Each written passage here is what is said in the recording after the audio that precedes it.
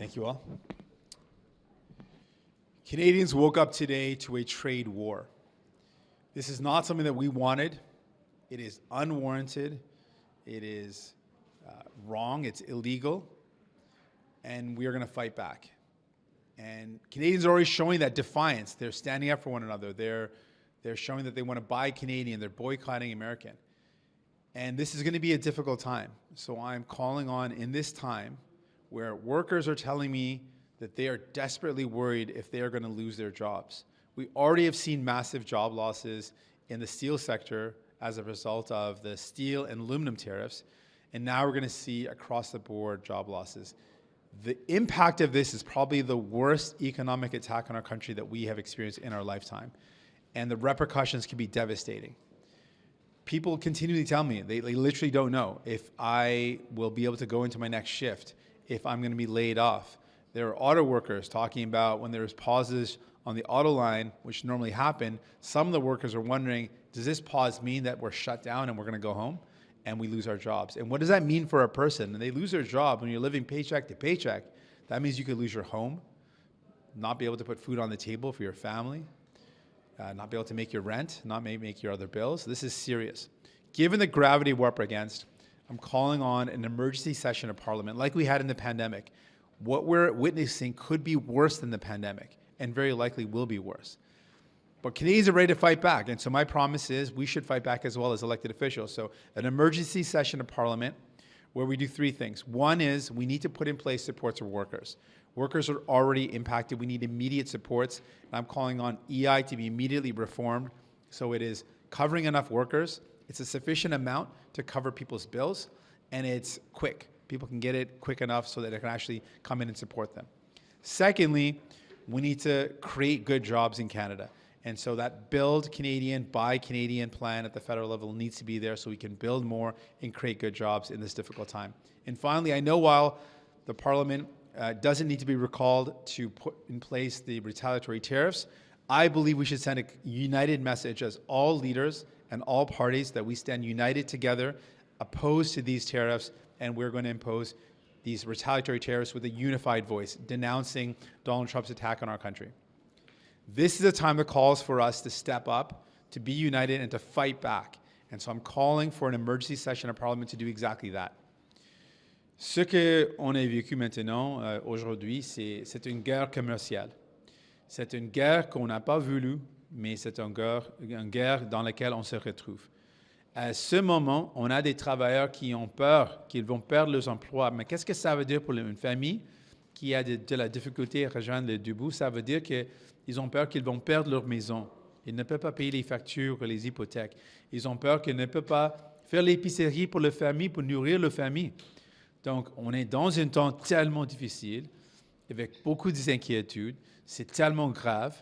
Et c'est pourquoi aujourd'hui, je demande que le gouvernement, qu'on rappelle le Parlement pour mettre en œuvre ensemble des mesures pour protéger les travailleurs, pour créer des bons emplois et pour dire avec une voix claire et unie que nous sommes contre la décision de Donald Trump et nous sommes d'accord avec les tarifs de représailles. C'est maintenant le moment de mettre en priorité les gens, les travailleurs, et je suis prêt de faire ça. With that, I'm ready for any questions. Qu'est-ce que vous pensez? Can you just elaborate more on what type of measures you'd like to see in support of workers or businesses? Are you looking for pandemic-style relief? We are in what could be worse than the pandemic in terms of the impacts to our economy and to workers. So we need across-the-board supports for workers impacted. My first reaction now is we need EI that is actually up to the task. And so we've been calling for reforms for a while now.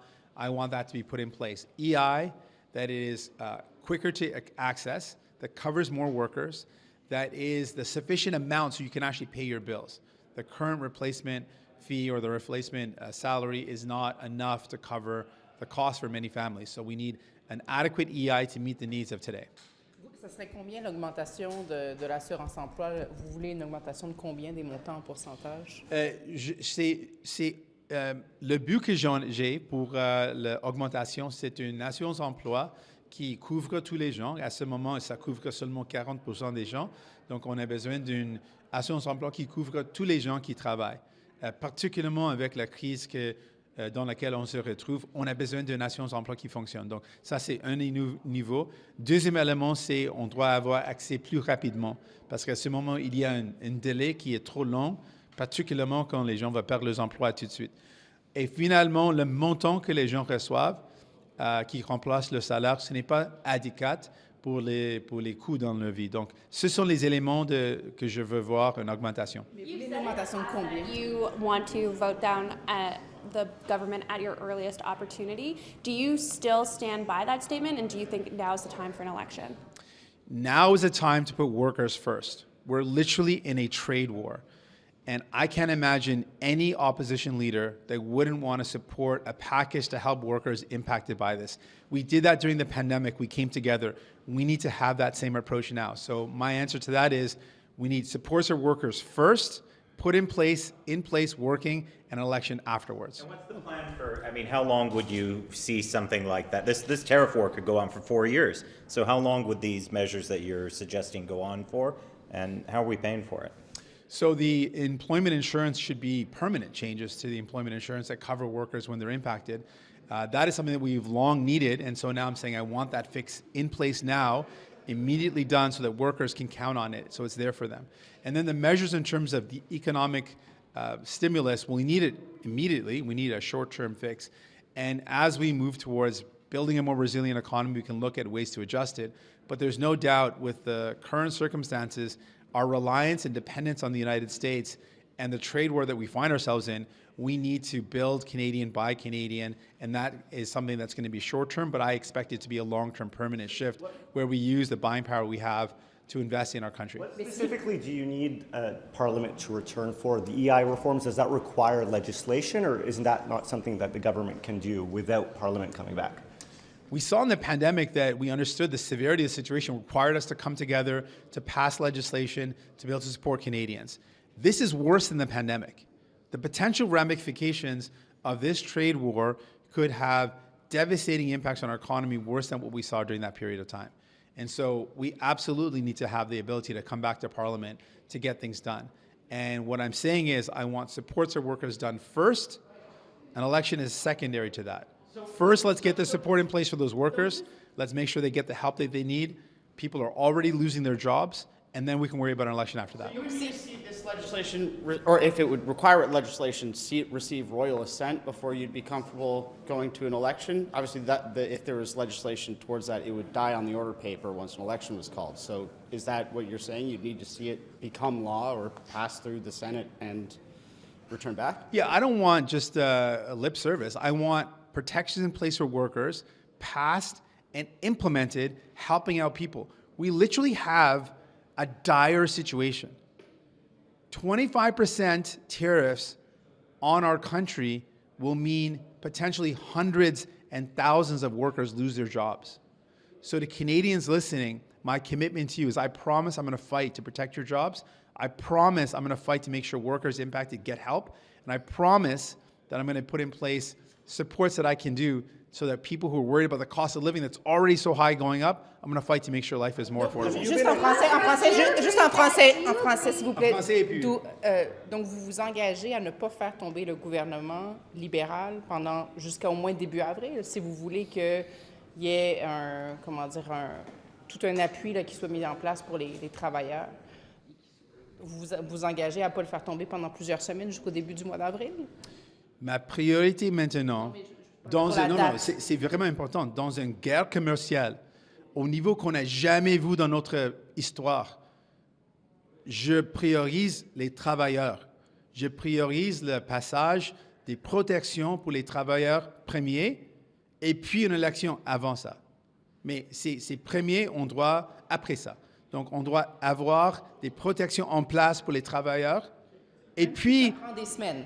Oh, absolument. On a besoin des protections. Si la question, c'est quoi la priorité pour moi? Dans une guerre commerciale, au niveau qu'on se retrouve à ce moment, ma priorité, c'est les travailleurs. Et maintenant, c'est fait. Donald Trump a annoncé aujourd'hui, le matin, 12h01, on est dans une guerre commerciale à ce moment. Et avec des impacts désastreux. Donc, premièrement, on doit avoir des protections en place il n'y a aucune protection en ce moment pour les travailleurs qui va vraiment au niveau nécessaire pour la crise dans laquelle on se retrouve. Donc, on a besoin de ça, premièrement, et puis une élection après ça. Have you been Do in you talks agree, with... sorry, I do you promised it. agree that President Trump is trying to cripple the economy of Canada so that he can annex us? And was there anything that the government could or should have done in the last 30 days to avoid this? In my opinion, there is nothing to appease Donald Trump that would have stopped this. He has made up his mind. He wanted to attack our country economically. The whole pretense of the border turned out to be not true at all. And he repeated himself again and again. He has said he wants us to be the 51st state. He said he would use economic pressure to achieve that. He is imposing completely unjustified, unwarranted, and illegal tariffs on our country. He is doing exactly as he said. So we have to take him at his word, and we have to fight back. And Canadians are already doing that. But it should be our job as elected officials to back up Canadians who are showing that resilience and that defiance by saying, yeah, we're going to be there for you as well. We're going to put in place a package of supports for workers, so we have your back if you are impacted by these tariffs. We're going to build more and buy more Canadian to build up an economy that creates jobs for Canadians. And we're going to have a unified voice to say, we denounce what Donald Trump did, and we are together in fighting back with tariffs, that retaliatory tariffs. Have you or anyone in your camp have had any conversations at all with government officials or the leadership contenders for the Liberal Party about this relief package, about any progress regarding that? No. Could that support for workers mean tax cuts? That's what Poilievre is suggesting, that the support would be in the form of income tax cuts or something of that sort. Well, no, let's be really clear. He's been very clear about the tax cuts that he wants. He has announced... What he is saying, Not at all. I reject. He wants tax cuts for millionaires at a time when workers are going to lose their jobs. It's a ridiculous approach. He wants to put tax cuts that are going to help less than 1% of the population. I think it's 0.1%. Based on the government's statistics. And the average income of the people that are benefited from the tax cuts that he's proposing earn mostly $1.4 million or more. So no, that's a ridiculous, that's the capital gains tax cut that he wants to propose. That's what he's come out. That's a specific tax cut that he's talked about that helps a very, very, very small percentage of Canadians that earn mostly over $1.4 million. That's who it mostly helps. That is a ridiculous approach in the face of a trade war where we got steel workers in Sault Ste. Marie saying, I'm going to lose my job. We got auto workers in Windsor, auto workers in Oshawa, who every time their line shuts down, they think, that's it, I'm going to go back home. We got workers now across the boards that are wondering, what am I going to do to put food on the table? How am I going to keep my home? And Pierre Poilievre proposes a tax cut for millionaires. I mean, it's very on brand for Pierre Poilievre, but it is not what Canadians need right now. To middle-class families or people making less, would that be something you'd be willing to negotiate on to get this passed with the Conservatives? He's talking about tax cuts when people are losing their jobs. There's not a job. If you cut someone's taxes, they have no income. What's the point? I'm talking about getting people the protection in place that they need so they can actually survive. We're talking about survival. And Pierre Poilievre's talking about giving rich people a little bit of a benefit. What's the point of that? I'm talking about workers who cannot go back to work because these tariffs mean their job will not be there. Those workers are right now high and dry. There's nothing in place for them. There's no adequate. 60% of workers are not covered by EI. The government has not fixed that. We need to fix that now. And I'm calling on government to acknowledge that this is an emergency. Let's recall Parliament and put in place the supports that people need. We did that during the pandemic. This is potentially worse than that. So let's get to work. On what basis do you say this is worse than the pandemic? Because a lot of economists would caution against that, saying at the moment we don't need emergency measures of that scale, which would lead to a larger debt and deficit. Well, that's why I'm calling for EI measures to be improved, not the direct payments that we saw during the pandemic, but the scope and scale of the 25% tariff on our economy when the majority of what we produce, the majority of what we sell goes to the United States, and all of that potentially being shut down because it costs too much, is the gravity of that could be far more than the pandemic. There are items that we produce in terms of steel and aluminum. If the tariffs are stacked, as we know is potentially going to happen, it could mean that our entire industry gets shut down. The automotive sector, these are good paying jobs. All of those jobs would be lost. The impact is devastating. And it could be, so I'm highlighting that, worse than what we saw during the pandemic, given the scope and given the breadth of what these tariffs could do. We've got to be ready for people. Trump's reaction today to Canada's announcement that we would be putting in place retaliatory tariffs was to say that if we retaliate, he will add reciprocal tariffs on top of the retaliations and on top of what he has already done. At what point do we stop escalating? We have to fight to win. And there is no other way to deal with someone like Donald Trump. He's a bully, and he's going to continue to use bullying tactics. So we have to fight back. I think it's really important to remind folks, this is not a fight that we wanted. This is not a war that Canadians wanted.